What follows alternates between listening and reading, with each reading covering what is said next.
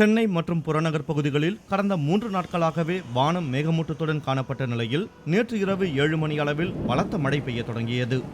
1½ மணி நேரம் இடியுடன் மழை கொட்டி தீர்த்ததால் சாலைகளில் தண்ணீர் ஆறாக ஓடியது.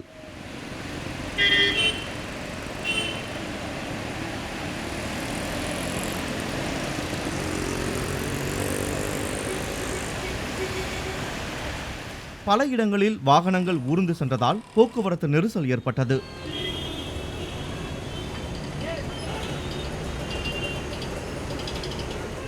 கோயம்பேடு பகுதியில் இருசக்கர வாகனங்கள், ஆட்டோக்கள் ஆங்காங்கே நின்றதால் பேருந்துகள் செல்ல முடியாமல் நீண்ட நேரத்திற்கு போக்குவரத்து நெரிசல் ஏற்பட்டது.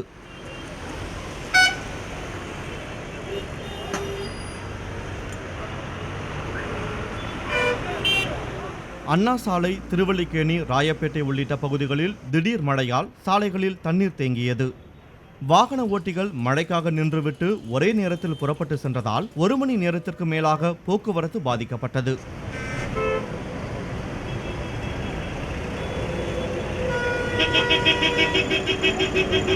புறநகர் பகுதிகளான ஆவடி, குரோம்பேட்டை போன்ற இடங்களிலும் பலத்த மழை பெய்தது.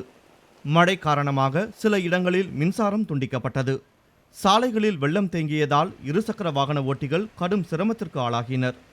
இதனிடையே குமரி கடலில் உருவாகியிருந்த மேலடுக்கு சுழற்சி லட்சத்தீவை நோக்கி நகர்ந்துள்ளதால் தமிழகத்தில் மழை குறையும் என்று வானிலை மையம் அறிவித்துள்ளது.